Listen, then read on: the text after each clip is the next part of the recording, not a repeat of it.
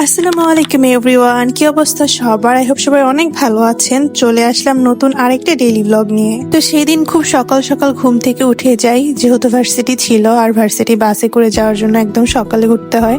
আর এদিকে তো আমার জামাই পড়ে পড়ে ঘুমাচ্ছিল। ঘুমাবেই না কেন, যেহেতু ওর অফিস 10টার সময়, তো ও তো আরো দেরিতে যাবে। তাই আমি অনেক তাড়াতাড়ি ঘুম থেকে উঠে রেডি হয়ে যাই। আর সেদিনের ওয়েদারটা অনেক বেশি সুন্দর ছিল, যেহেতু নভেম্বরের শুরু, তাই এখন হালকা হালকা শীত পড়ে সকালে, আর ওয়েদারটা খুবই ভালো লাগে। তো আমি রেডি হয়ে বের হয়ে যাই। আমার যেহেতু এমবিএ মিড টার্ম এক্সাম চলছে, তাই খুব সকাল সকালই ক্যাম্পাসে চলে আসি। আর এই ঠান্ডা ঠান্ডা পরিবেশে ক্যাম্পাসের সিনারিটাও খুব সুন্দর লাগছিল। এইদিকে ফিটনেস ক্যাম্পের একটা বুথ বসানো হয় ছাত্রদলের পক্ষ থেকে। যেহেতু সামনে যোগসু নির্বাচন, তাই বিভিন্ন ধরনের প্রোগ্রাম চলছে ক্যাম্পাসে। যাই হোক, আমার একটা ফ্রেন্ডও চলে আসে, তো দুজনে মিলে ক্যান্টিনে চলে যাই সকালে নাস্তা করার জন্য।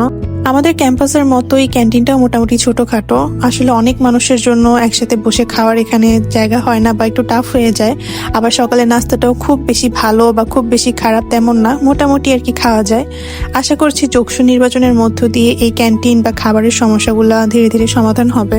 যদিও জগন্নাথের মেইন ক্যাম্পাসের কাজ চলছে কেরানীগঞ্জে, বাট আদৌ এই ক্যাম্পাস আমরা দেখে যেতে পারবো কিনা আসলে সেটা জানি না। তো যাই হোক, ক্লাসে আসলাম, এসে একটু রিভাইজ দিচ্ছিলাম এক্সামের জন্য। দেন সবারই খুব ভালো একটা এক্সাম হয়, হাসি দেখেই বোঝা যাচ্ছে। তো যাই হোক, এক্সামের পর নিজেদের রূপ পাল্টে ফেলি, মানে একটু রেডি হয়ে যাই। ভাবলাম আজকে কোথাও ঘুরে আসবো, যেহেতু লাস্ট এক্সাম ছিল। আর আমাদের সাথে অ্যাড হবে আমাদের একটা ম্যারিড ফ্রেন্ড। যদি আমিও ম্যারিড, তারপরও ওর সাথে বিয়ের পর আমাদের একদমই দেখা হয়নি। আর মহারানী অনেক লেট করে আমাদের সাথে মিট করতে চলে আসে। তো যাই হোক, আসার সময় আমাদের জন্য কিছু মজা নিয়ে আসে, আর এরকম মজা পেলে কার না ভালো লাগে বলো। তারপর আমরা বের হয়ে যাই কোন একটা রেস্টুরেন্টে বসার জন্য। আর পাশেই যেহেতু ওয়ারি ছিল, তো ভাবলাম ওয়ারির ফ্রাই বাকেটে গিয়ে বসবো। আর আমরা 4জন এক রিক্সায় উঠি, আর এটা খুব আমাদের কাছে ফানি লাগছিল।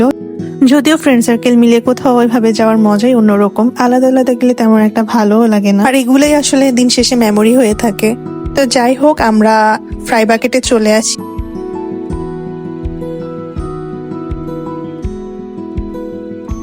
তারপর আমরা ওদের ওখান থেকে ফ্রাইড রাইস আর ফ্রাইড চিকেনের যে কম্বোটা ছিল সেটা অর্ডার করি, আর গার্লিক চিজ বার্গারটা অর্ডার করি। তো আমার কাছে ওদের খাবার মোটামুটি ভালোই লেগেছে। তারপর আমরা ফ্রাই বাকেটের উপরে খানাসে চলে যাই। আমাদের একটা রেগুলার স্পট। আমরা আগে ম্যাক্সিমাম টাইমে এখানে এসে আড্ডা দিতাম, আর ওদের কোল্ড কফিটা আমাদের সব থেকে ফেভারিট। আর এটা একটা স্টুডেন্টের জন্য বাজেট ফ্রেন্ডলি একটা রেস্টুরেন্ট। তো আমরা এখানে চলে আসি, আর এসে আমাদের কোল্ড কফিটা অর্ডার দিয়ে দেই। যত দিন যাচ্ছে তত জিনিসপত্রের দাম তো বাড়ছেই। যেমন ওদের এই কোল্ড কফিটা আগে খুবই কম প্রাইসে ছিল, আর এখন এটা 110 টাকা করে। তো যাই হোক, আমরা এখানে বসে একটু আড্ডা দিচ্ছিলাম, দেন ছবি তুলছিলাম, কারণ দিন শেষে এগুলোই কিন্তু মেমোরি হয়ে থাকে। তো যাই হোক, এই দিনটা আমার জন্য তো খুবই ভালো ছিল, খুব ভালোভাবে এই দিনটা কেটেছে। এটা পরের দিন সকালে, যেহেতু তার আগের দিন এক্সাম ছিল, তো পরের দিন বন্ধ ছিল, তো বাসায় ছিলাম। তো সকালে একটু লেট করে ঘুম থেকে উঠি, দেন আমার যে স্কিন কেয়ারটা, মর্নিং স্কিন কেয়ার, সেটা করি।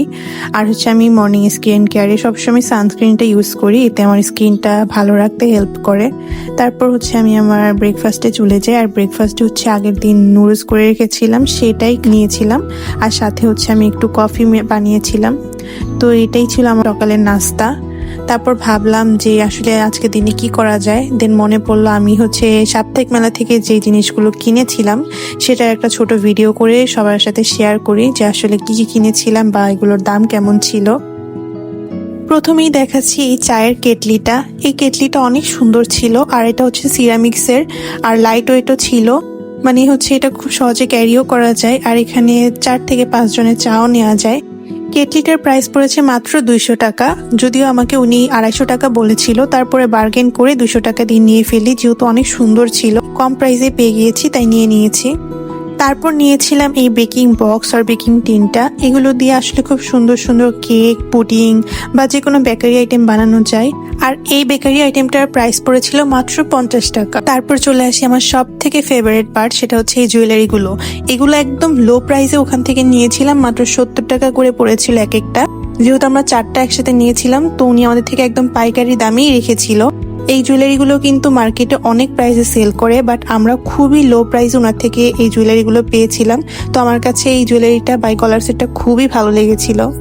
দেন এই ইয়াররিংস গুলো কিন্তু খুবই সুন্দর ছিল। এগুলো নিউ মার্কেটে 100-150 করেও সেল করে, বাট এইটার প্রাইস ছিল অনলি 50 টাকা, মানে 50 টাকা করে এই ইয়াররিংসটা নিয়েছিলাম। আর এটা খুবই সুন্দর, যে কোনো শাড়ি বা এমনি যে কোনো নর্মাল ড্রেসের সাথেও কিন্তু খুবই ভালো লাগবে।